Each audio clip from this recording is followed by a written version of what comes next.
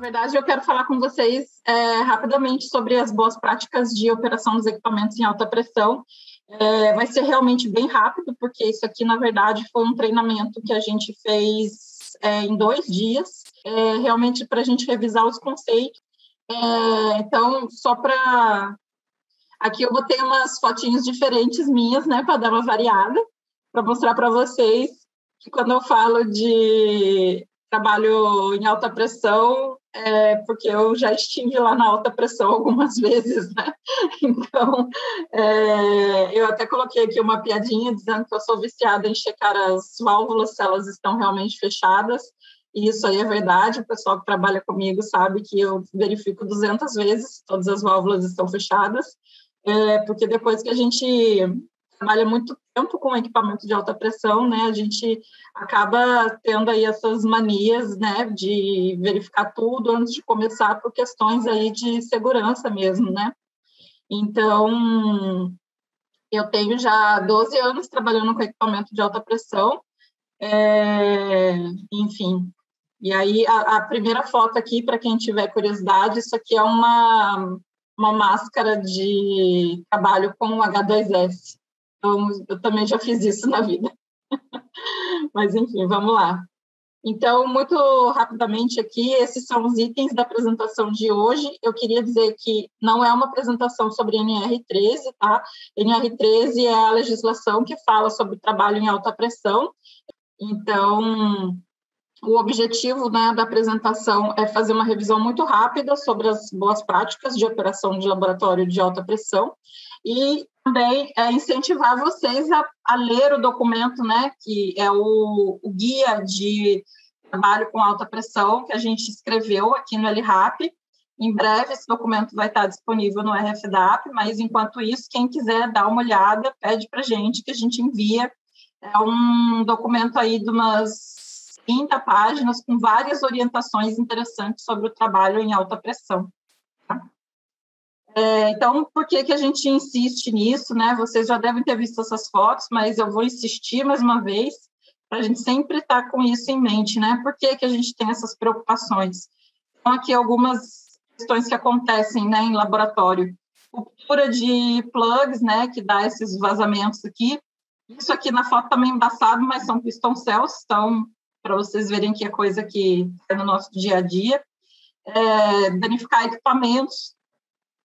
Aqui as fotinhos de mãozinhas machucadas, né, que é onde a gente geralmente machuca aí durante os trabalhos em alta pressão. O derramamento de óleo, que essa figura é para ilustrar, né, não é exatamente assim, mas o ideal é que isso nunca aconteça.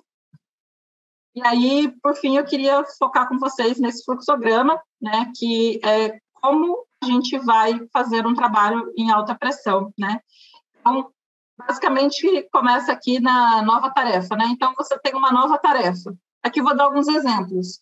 Por exemplo, alguém fala para você assim, coloca uma amostra de óleo numa piston cell e pressuriza ela até 1000 psi. Então, se essa for a sua tarefa, você está aqui com uma nova tarefa, né, em alta pressão.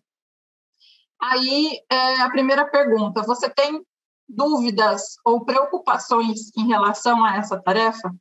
Se a sua resposta for sim, antes de começar, você volta aqui no início e esclarece essas dúvidas, né? Então, você vai lá na pessoa que te pediu isso, você mesmo, às vezes é você para você, né?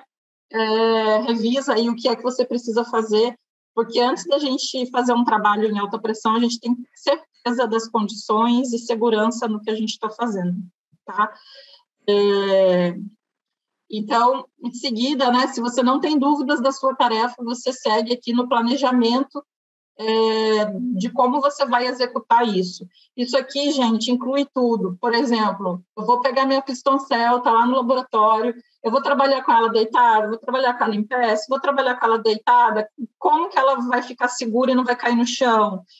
Qual ferramenta que eu vou usar? Qual a conexão que eu vou usar? Então, aqui é todos os detalhes mesmo, né? Porque não adianta nada você montar todo um sistema de alta pressão e chega lá no final, pô, está faltando uma válvula.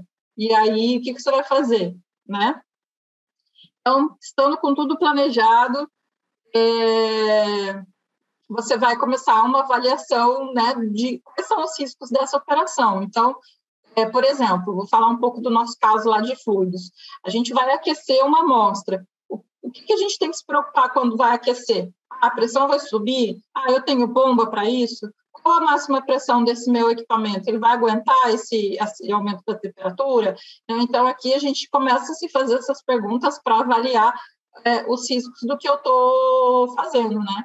Além disso, aqui a gente tem uma ferramenta muito linda aí, que foi nos fornecida pela Cláudia, que é a APR, né? Então, aqui é o momento também da gente dar uma revisada, caso essa tarefa aqui que você vai fazer esteja descrita na APR, você também já aproveita para revisar, e se não estiver descrita numa APR, essa tarefa aqui, talvez seja interessante fazer uma APR sobre isso, né? A APR é aquela tabela de riscos, né? E aí, depois disso tudo, aí você viu aqui os riscos, e aí você vai se perguntar, né? Tem alguma coisa que eu posso fazer para reduzir o risco da minha operação? Aqui, gente, pode ter 1 milhão de coisas. Pode ser colocar uma válvula de 3 vias no meio do meu sistema, né? Quem trabalha comigo sabe que eu tenho mania de válvula de 3 vias, né? Eu vou explicar mais para frente por quê. Pode ser trocar uma conexão, pode ser mudar o equipamento de posição, pode ser várias coisas que tenham que ser modificadas para você ter uma operação mais segura. Se a sua resposta a essa pergunta for sim, você volta, executa as modificações e planeja de novo. Se não tem nada para ser modificado, você segue e executa a sua tarefa. Porém, muito importante, o trabalho não acaba na execução da tarefa. Depois a gente precisa fazer um registro de lições aprendidas, né? Seja através da documentação de APR, por exemplo, ou através de reuniões juntos, né, onde a gente revisa tudo que aconteceu. Eu não sei como é que são os outros grupos, mas lá no CFC, eventualmente, a gente se junta lá no laboratório e conversa, né, porque a coisa mais importante desse processo todo aqui é manter a comunicação, né, o compartilhamento aí do conhecimento. Então, tanto que o primeiro item aqui que eu trouxe um destaque foi comunicação, né? Então, aqui nessa caixinha, né, de você esclarecer os detalhes, porque a comunicação aqui é muito importante. Então, você não pode ficar com medo de fazer perguntas. Se você não está seguro, trabalhando com alta pressão, você precisa fazer perguntas, entendeu? Se você não está seguro para trabalhar com alta pressão, você tem todo o direito de não começar a tarefa, né? De falar, eu não vou iniciar isso enquanto eu não estiver seguro, certo? E, além disso, a gente tem uma série de materiais que devem ser checados, né? Nesses casos, então, a gente tem procedimentos operacionais, a gente tem manual de equipamento e, principalmente, nós temos pessoas mais experientes, né? Com quem a gente também pode conversar.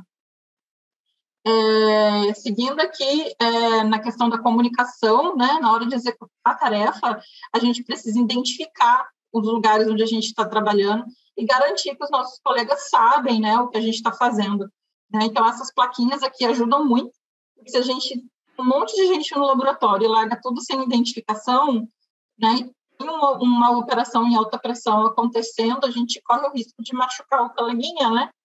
Então, fazer tudo direitinho.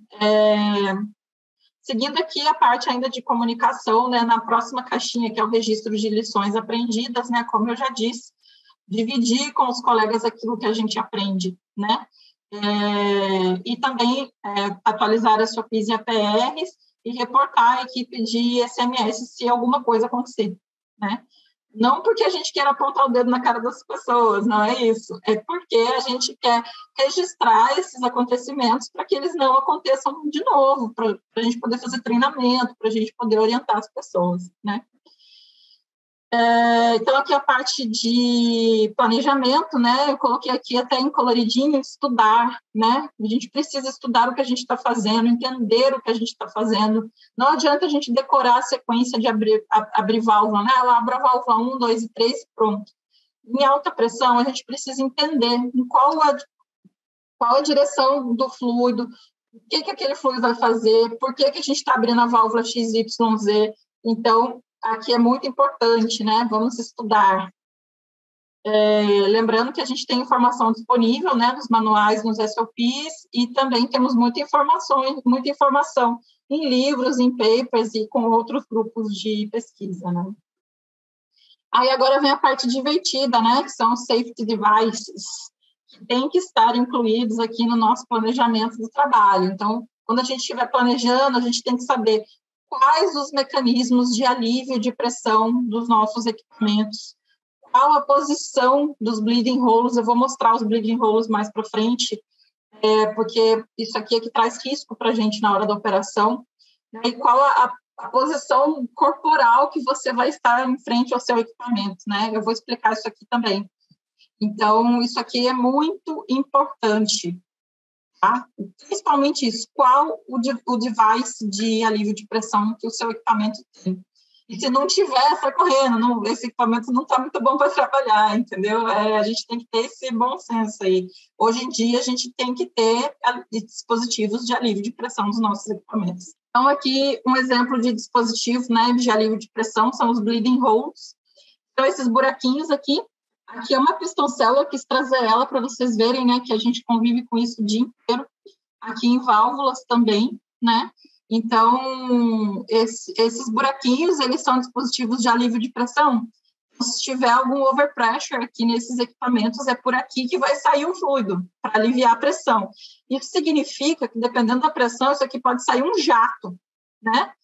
Imagina se sai um jato de gás ou um jato de óleo, isso aqui é perigoso, né? Dependendo da pressão, dependendo da temperatura que tiver isso aqui, pode sair um jato quente, por exemplo.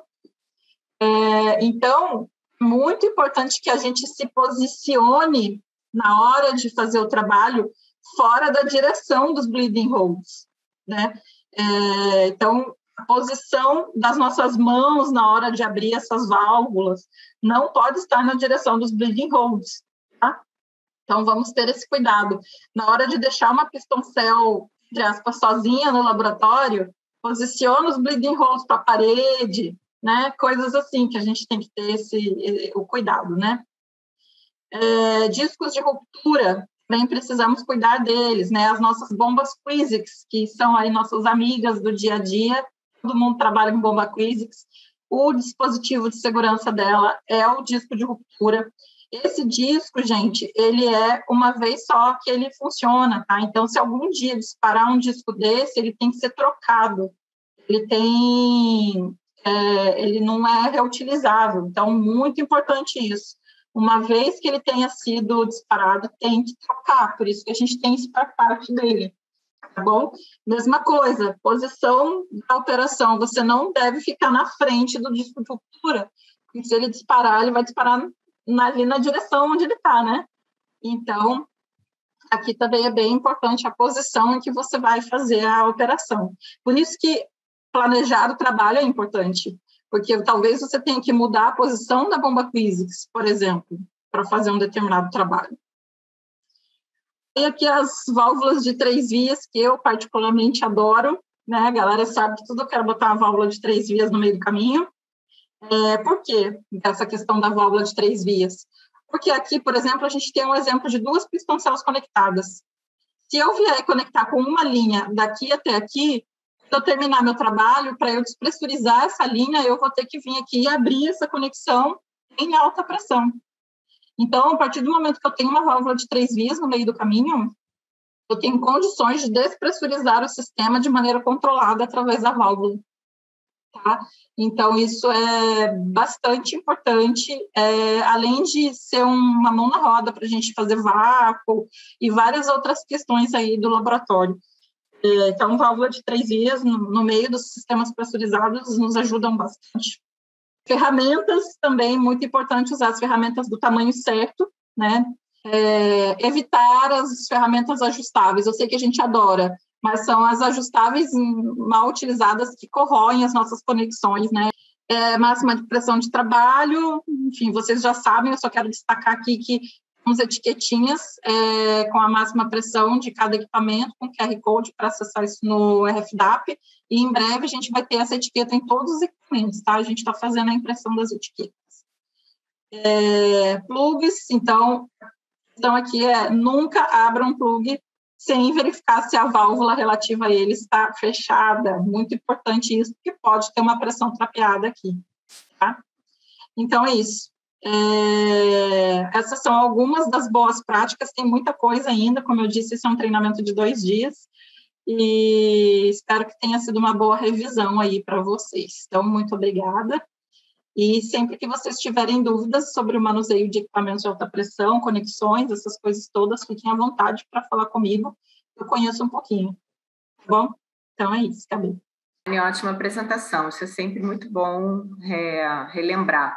Eu queria só dar mais um reforcinho no que você falou em relação ao posicionamento, né, das mãos e do corpo em relação ao que a gente está usando. Quando a gente está trabalhando com alta pressão, aqueles buraquinhos que a Dani mostrou, eles saem na pressão como se fosse um tiro. Então, uma mão na frente daquilo ali fura a mão de verdade, dependendo da pressão que você está trabalhando. Muito boa a colocação da Dani. Isso que ela apresentou é uma técnica chamada análise de segurança da tarefa, que nada mais é que você planejar todos os passos da sua atividade antes de começar. Isso deve ser aplicado em qualquer atividade que vocês façam, porque a gente observa isso, é estatístico, que muitos dos acidentes acontecem por distração e por correria. A pessoa está muito afoita de fazer, ou então já fazer aquela atividade de uma forma rotineira e repetida, e se desligar de alguns pontos importantes em relação à segurança. Então, é primordial que se faça esse planejamento da atividade antes. Isso é um item que ele aparece em todas as análises preventivas que a gente fez, todas as APRs têm lá o planejamento da atividade.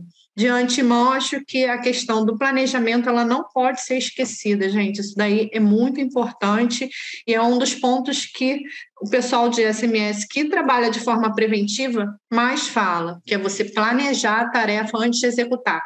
Você vê se as ferramentas estão todas adequadas, se você está com o equipamento correto, se as variáveis do processo foram checadas para você não usar nenhum parâmetro fora do que está determinado no seu processo. Então, isso é o que vai evitar de você se acidentar.